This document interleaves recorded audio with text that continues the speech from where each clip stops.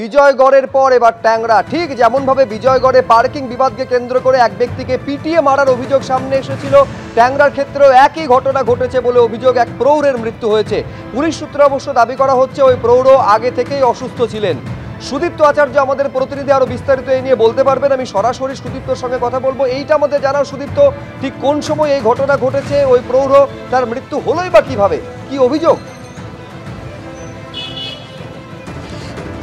একদমই দুই প্রতিবেশী পরিবার এবং সেই প্রতিবেশী দুটো পরিবারের মধ্যে পার্কিং নিয়ে ঝামেলা এবং ঝামেলার পরে একজনের মৃত্যু। 48 বছর বয়স্ক অরুণ গুপ্ত, এটাই তার বাড়ি। আমার সহকর্মী প্রবীর দেখে দেখাতে বলবো।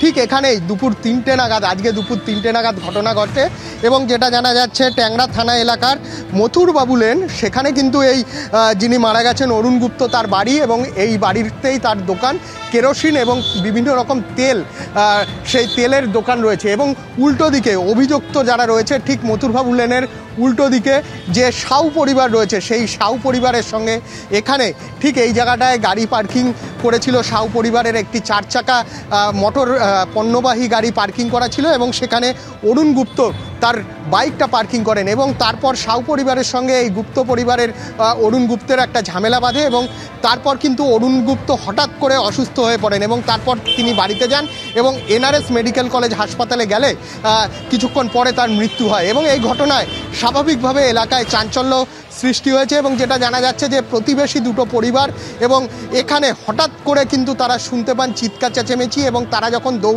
দৌড়ে আসেন তখন কিন্তু এখানে দেখেন যে রীতিমতো বচসা হচ্ছে এবং তারপর এই ঘটনার পর মৃত্যুর পর অরুণ গুপ্তের মৃত্যুর পর রাজেশ সাউ এবং রবি সাউ নামে তার প্রতিবেশী দুই যুবককে কিন্তু ট্যাংরা থানার পুলিশ আটক করেছে।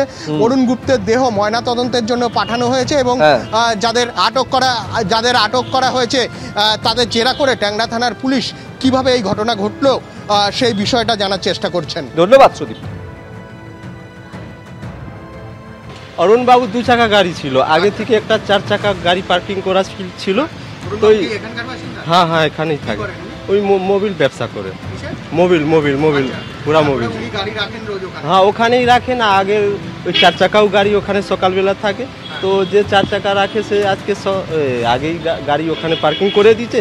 তো ওকে বললো ভাই তুই একটু গাড়িটা আগে করে নে। ওই 4 চাকা যার গাড়ি ছিল তাকে গাড়ি আগে রাখার জন্য বলা হয়েছে। তার মধ্যে ইয়ং ছেলে তো একটু কথাবার্তা বেড়ে গেছে, টেন্সি হয়েছে, তার মধ্যে ধাক্কা, হাত দেবাদেবি হয়ে হাত দিয়েছে, গায়ে হাত দিয়েছে। তার মধ্যে পড়ে গেছিলেন না, পড়ে যাননি, ঘরে মানে টেনশন দিয়ে ওনার হাঁটার। মারধর তো আমি দেখিনি, কিন্তু হাতাহাতি হয়েছে। 3-4 জন ছিল।